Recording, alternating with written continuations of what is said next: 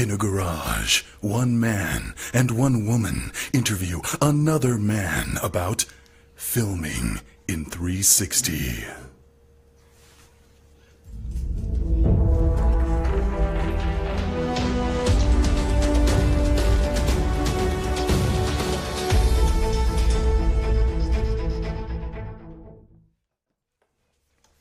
Okay guys, welcome to Film 360. Tonight we're going to be talking with a voiceover artist and a film composer, Chris Escalante, and he's gonna. I've had so many questions always. Voiceover is an area I have not looked into. So. Me too, and I've just started to recently get into it, and it's still like a world that I'm just trying to grasp. There is a lot to learn about it. It's very much like acting, except completely different. Do you hear that voice? Oh my gosh. Hello, everyone. Cool. Thanks so much for having me on tonight. Of course. Yeah. So, Hi. I kind of want to start off with well, let's introduce. This is our special guest. So let's run our.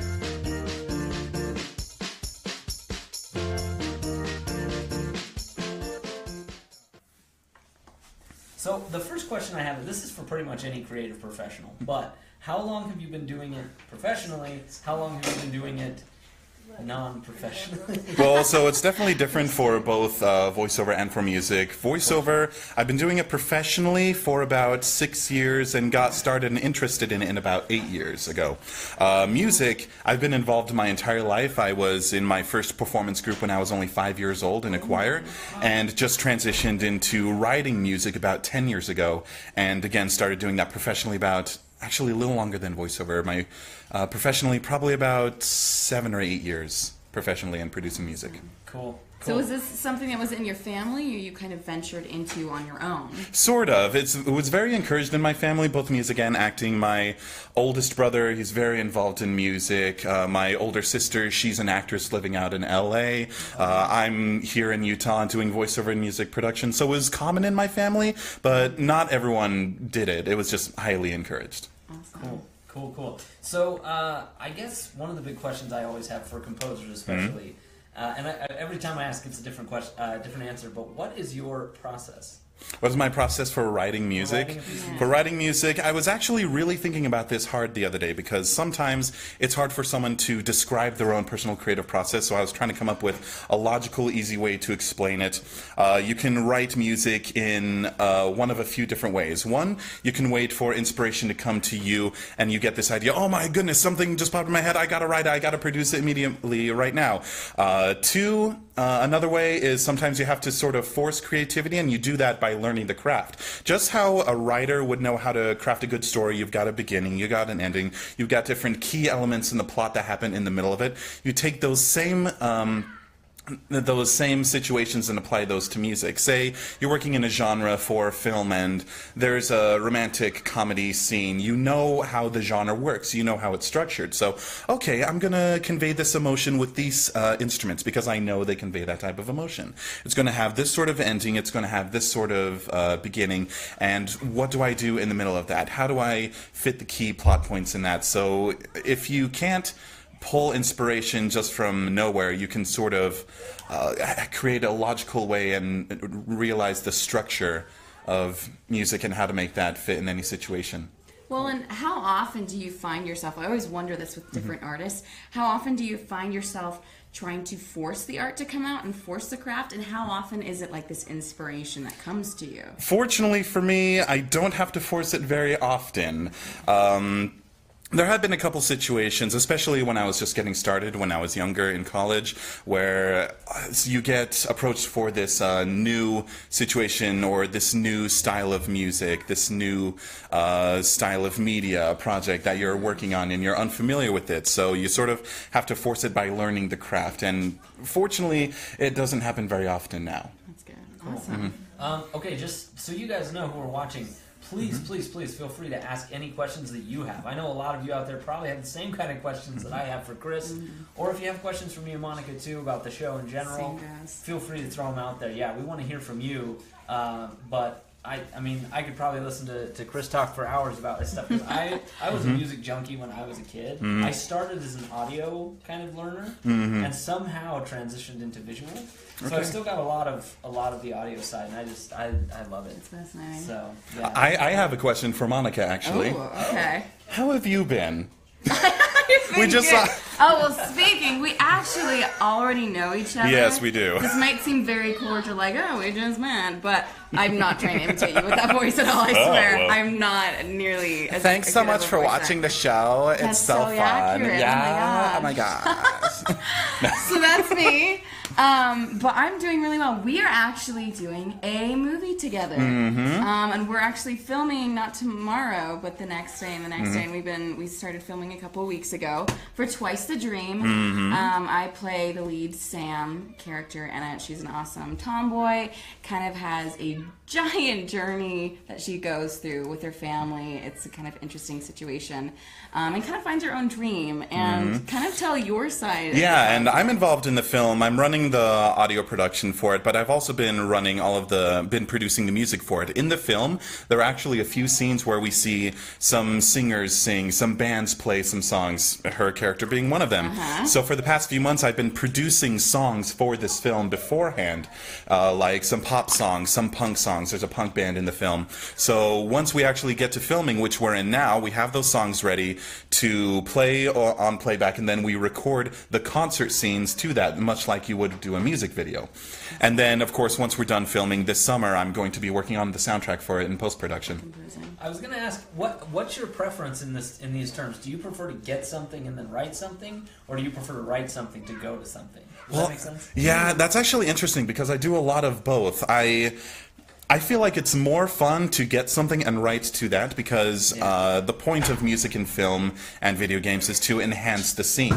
So your job as a composer then is to then see, how can I make this scene better without overpowering the scene, without taking attention away from the scene. So that's really fun to do. I also do a lot of work in writing music, not to any picture in particular. Sometimes I write for orchestra, for small ensembles. Other times I just write media-styled music that people can then pay a license for and download and use in their videos. They can use it in their films or their indie video games or on television, anything like that. Where can they find that? They can find that on pond5.com. These are a few different licensing websites. Pond5.com, Velvet Green Music, Audio Jungle, Audio Sparks. There's actually a lot of websites like that out there, and I have them all linked on my website. Audio Jungle. Awesome. Okay, real quick, I kind of want you to give a rundown, folks, of your resume, some of the highlights here. Yeah, absolutely. The cool projects you've worked on. And well, so we'll start with voiceover. A lot of the projects I have recorded voiceover for are a lot of video games. Most of the voiceover I do is for video games. So a lot of mobile games such as Heroes Arena, Heroes of New Earth, Heroes Charge. These all have a very similar thing, but they aren't the same. They aren't the same company.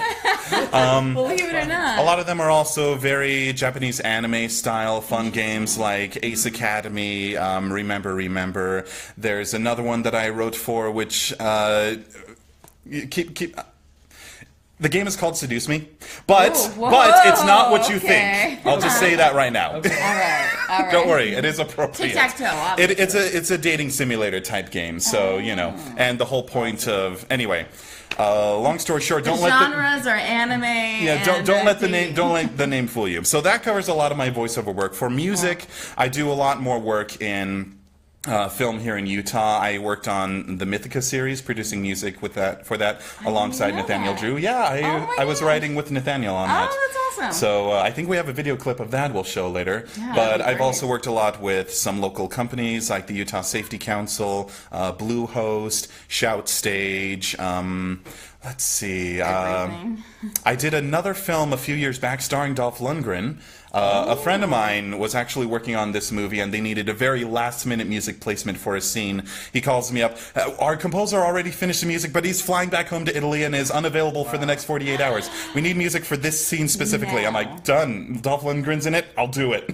That is awesome. So that was very cool. That was a film called Blood of Redemption, which starred Dolph Lundgren, Vinnie Jones, a lot of names that people know, but it just sort of happens. So I mean, I feel like you've got a Got a good reputation for someone to call you up last I night. hope like I hope that. to meet Dolph Lundgren someday and be like, I wrote music for you. I watched you for hours. He's made the weirdest comeback because he did Rocky IV and He-Man, and then I didn't ever hear of him again until he was on Arrow last season. He was? Or 2 seasons ago, yeah. Oh my he was a bad goodness. guy. He was awesome. No way. And he was being Russian, so it was a little easier for him than He-Man. And then, of course, I loved him in the Expendables series. Oh, of course. Those are always such fun That's- movies. So many great actors in that. Yeah, that's fun. Anyway, let's take a look at some of your work here. We've got Yeah, a few clips. perfect. Let's pull up one of those right now.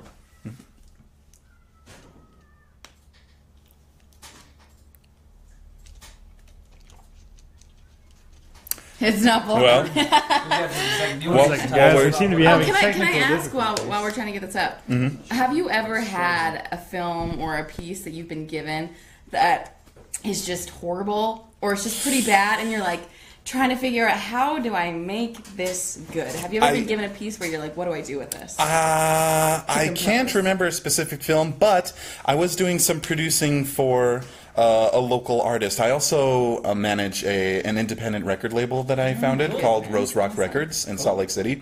And I was working with a client, and they actually didn't release their music on my label. They went somewhere else, so I don't have to feel bad about that.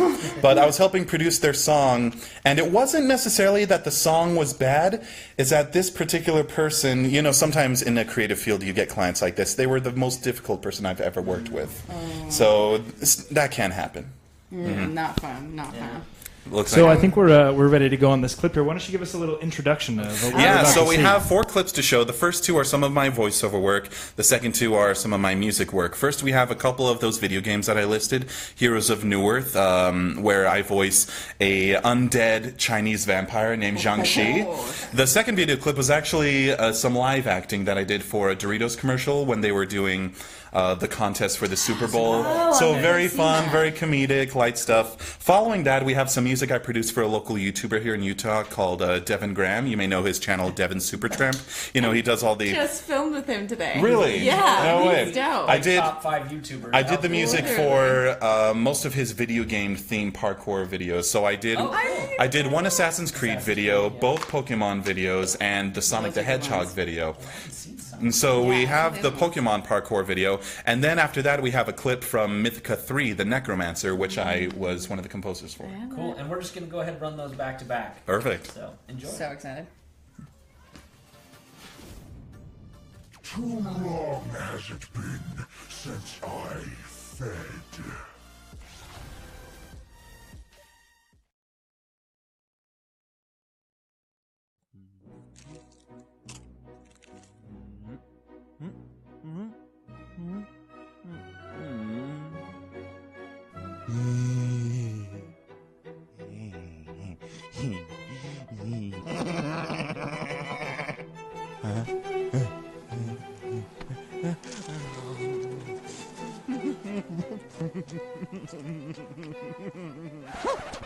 Run out of Doritos again?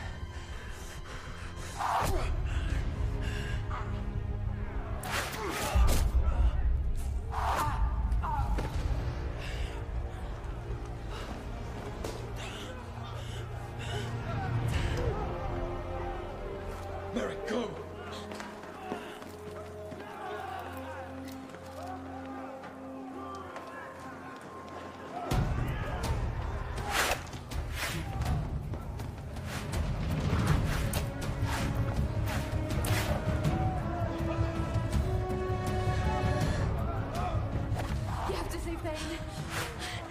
No! Don't be stupid! Run!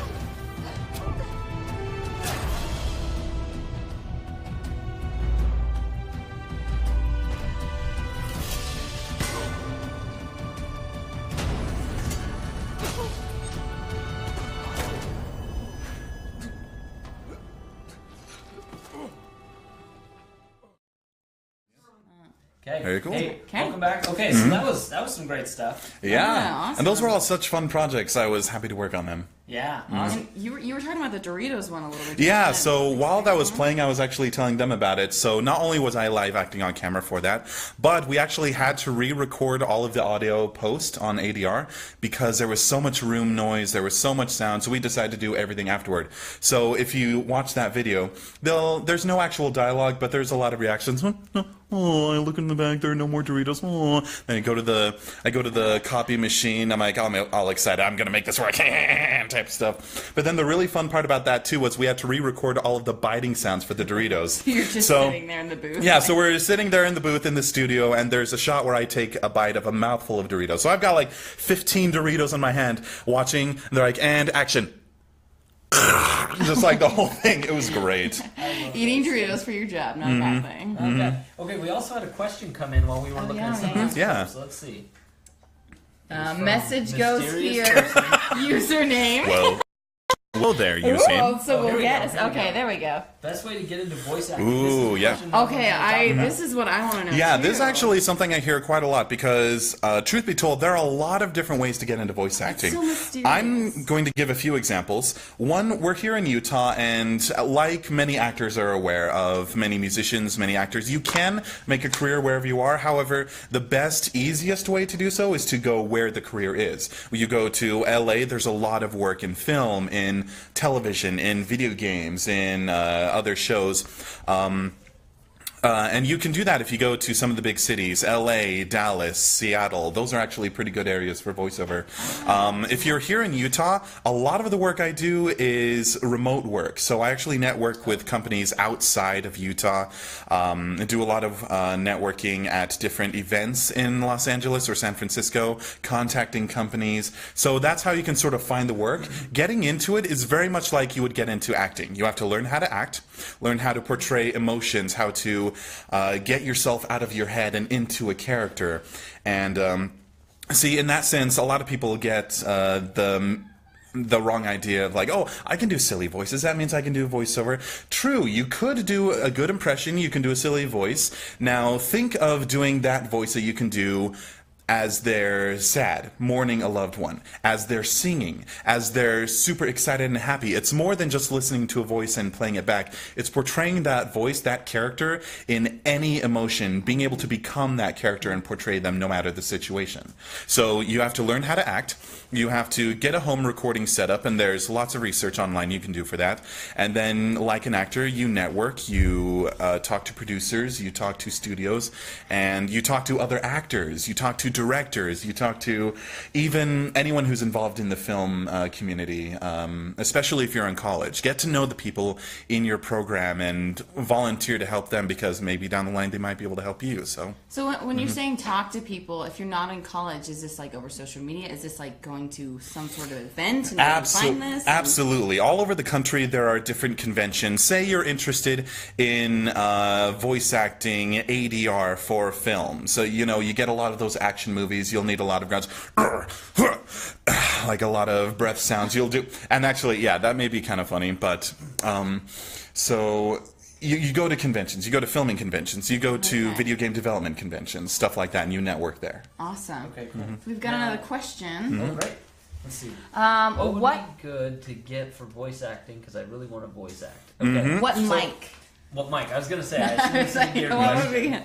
be- Yeah, good starter. So the best way to start out to really practice and go indie, you can start with a USB mic of high quality, such as the Blue Yeti or the Audio-Technica AT2020 USB model. If you want a really good sound, you're going to have to get an XLR microphone and an audio interface. The most popular audio interface right now is the Focusrite Scarlett Solo, and that is the one you can plug straight into your computer via USB. Then you can plug an XLR microphone, much like these here, into that, so it's recording to your computer.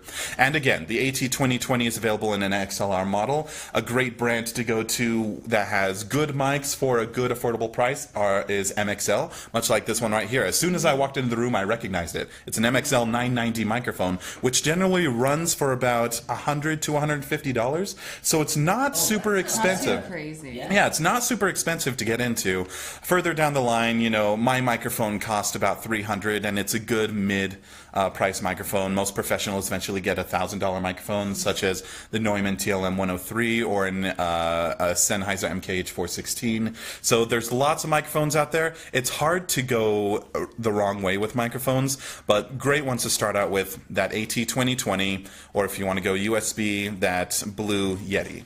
Great starter microphones. Awesome. Okay, that's great. That's great info. So let's go ahead. Oh, we've got. Oh, Hello, Megan.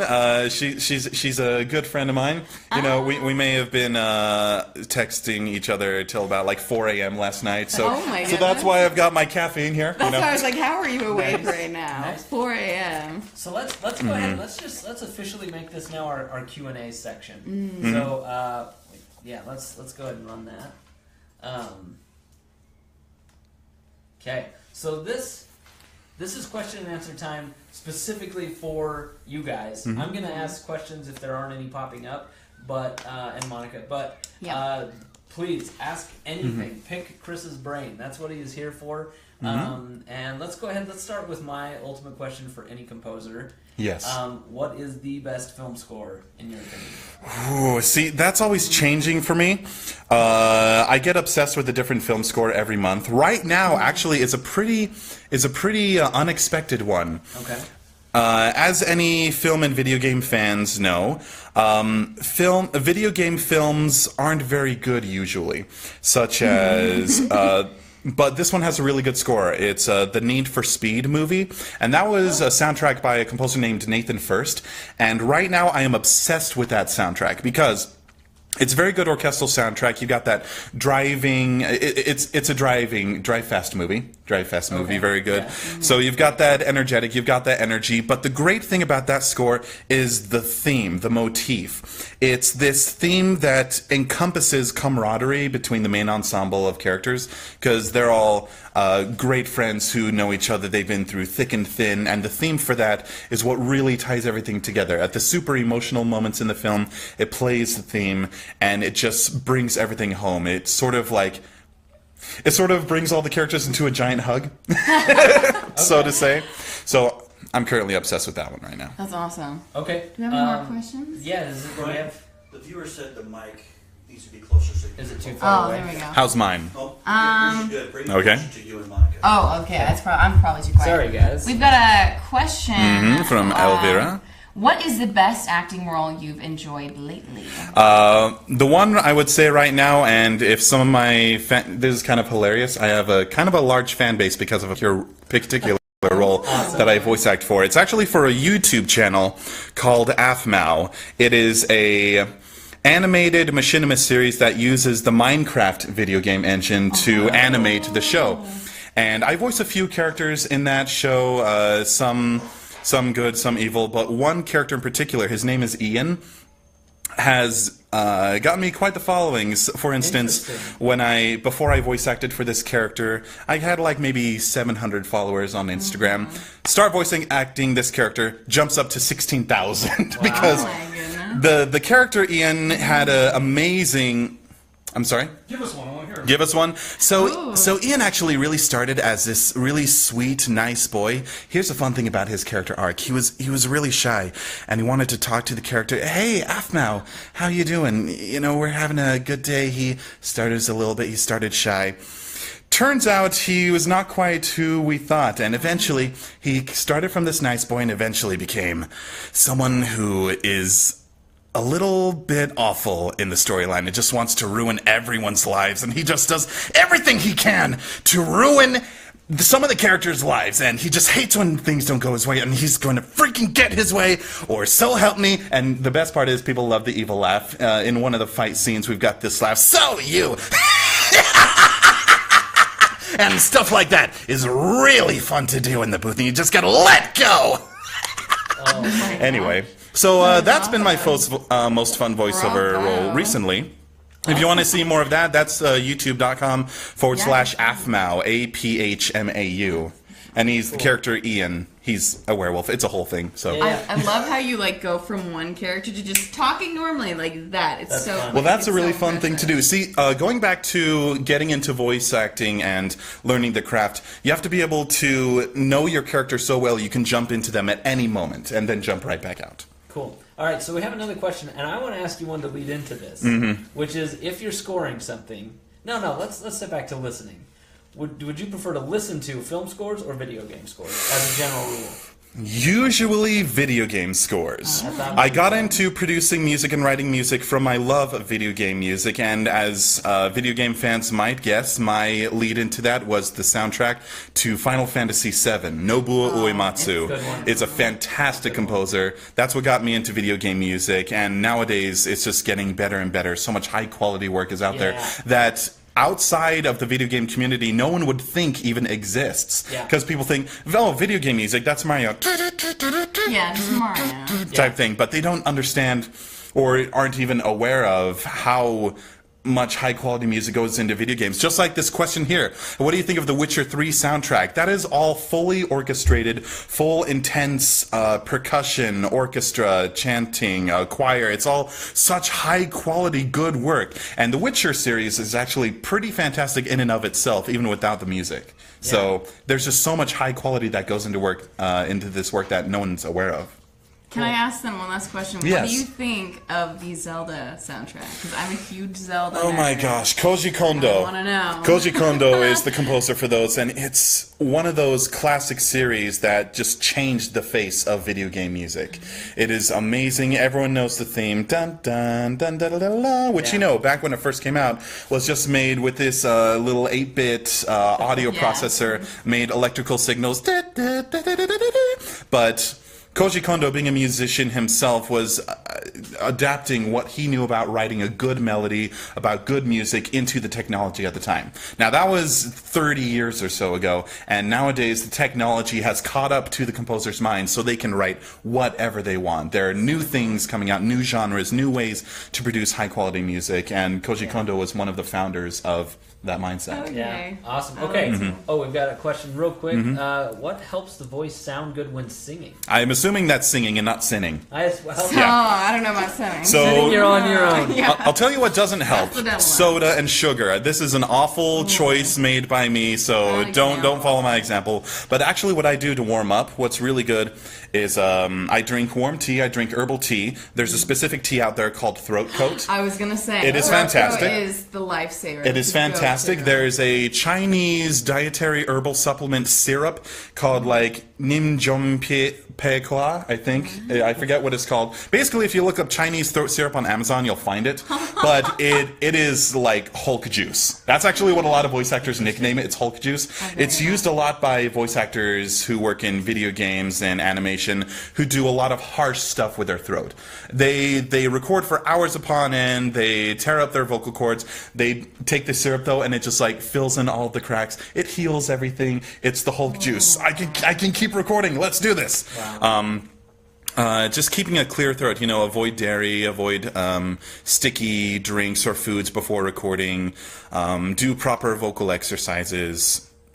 So is there a way to do different voices healthily, or is that just yes? a fact? Actually, so if you've been watching from the beginning, you may have heard my voice at the beginning, the "hello in a world," that type of thing. So a lot of people will think, oh, you've got to vibrate your throat, you've got to do scratchy stuff like this, and that's all focused in your throat. But if you do that there forever, it's going to really tear up your vocal cords. You have to learn how to move the vibrations down to your chest.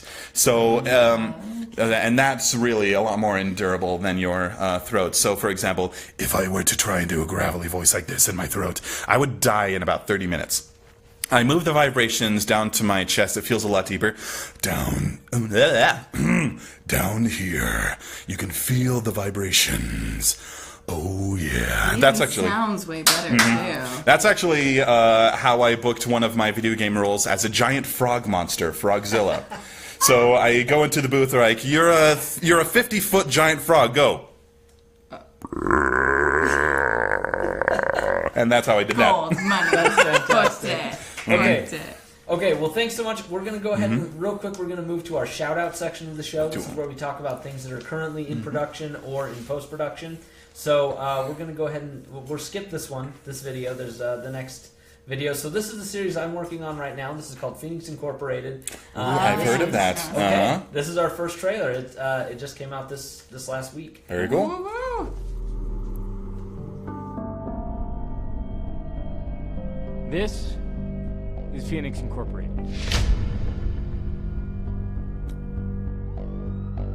Where the afterlife comes early.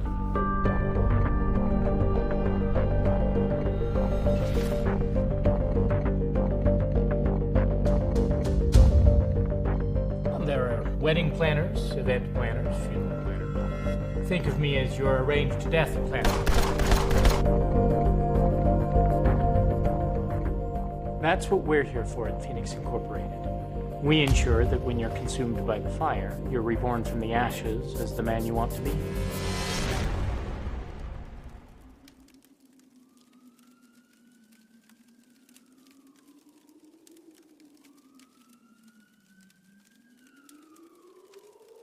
Cool. So that's Phoenix Incorporated. A lot of local talent involved in that. I actually recognize a few faces there. Me too. Yeah. We had a ball. We got a warehouse. Somebody in my neighborhood. I was desperate for a warehouse, really close to production. I just posted and said, "Does anybody work somewhere that has a warehouse?" And this neighbor of mine, I mean, a few houses away, but she's like, "Oh, I run a very successful blog, and we have a warehouse of inventory you're free to use." Whoa. I know. I was like, Lucky. "Bless you." Let's do it. Up in the sky. So we're going to be entering that in the Web Series Festival. So that'll be about June is when we'll probably start dropping. Very pieces cool. now. So and then the other one I wanted to talk about, because we're going to have the director on as a guest next week, is Twice the Dream. And who knew I had packed the house with people. What up? Not even joking. Involved. I had no idea that you even were involved I with know, the show. it's not So even we both like- show up and we're like, oh! We were just filming together 2 weeks ago. I'll be seeing a lot of you this week too. Awesome. So why don't you, Monica? Why don't you fill us in a little bit on the show? Okay, so I don't want to spoil anything. I don't want to give anything away because Yeah, I want no. you guys to see it. But I love this one. It involves music, and for me, having the musical theater background, doing this has been so fun. It's a great story that involves family, but it's maybe not like every single movie filmed in Utah per se. That we're kind of used to. So it's really fun. Follows a sort of dysfunctional family and two girls trying to follow their dreams. My character, the tomboy, trying to figure out really what's going on in her life at this point. She's kind of at that coming of age point and kind of needs to find her own journey, and that you kind of get to follow her through that. There's like a whole big ensemble cast. We've got a lot of people you recognize. It's so fun. You guys will love it, and lots of awesome music by this guy. Yeah, the fun part was that, like I mentioned before, we've been producing songs for the film. You mentioned there are two main girls in the film. Both girls have a song. So we wrote a song for your character, and we wrote a song for the other character. Both have been recorded. They're just in the mixing stage now, and she is a fantastic singer. You came into the studio, knocked it out in less than an hour. It was amazing. Thank you. Well, I mean, he's a great producer, so it works out. Cool. Okay, and the third, there's one other movie I wanted to give a shout out to. It's called In Emma's Footsteps. This is Yep. It's I know that actually one. starting to make its rounds and premieres right now. So I wanna keep a see lookout that. I'm for- so excited. Yeah, keep a lookout for that near you. It'll be in Utah, Idaho area. I'm not sure where all they're going to be. I've been trying to get that thing funded, so go support local Yeah. media. Yes. Yep. So those are our shout-outs for this week. If you have any other questions, you can toss them up there real quick. We're about to wrap up, though. But, Chris, thank you so much for coming on. It was kind of short notice. Thank you so much for having me here. Yeah, we'll have to get you back again. This was great. I would love to come back. I have more questions about VR. We can go on for hours. Yeah, and you I can really drop do. questions after the fact. I mean, we'll still answer them. If for anyone, future even after the episodes stream even, ends. too. if anyone's interested as well for both music production and voiceover, I do have a contact page on my website as well, as well as other social media pages. Great. So you could find that on ChristopherEscalante.com, and then all of my social media is on the website as well, for Instagram, for Twitter, for Facebook, all of that. Awesome. And he's got hookups for great music. Yes, I indeed. mean, he's not giving it away. But if you want to he hire can hook him, you up with great resources of all kinds. He's a very good guy to be in contact with in the Utah industry. So, anyway, thanks again. Thank you. And, Thank you so much for having me. We'll see you next week on Film 360. See you next time. we should have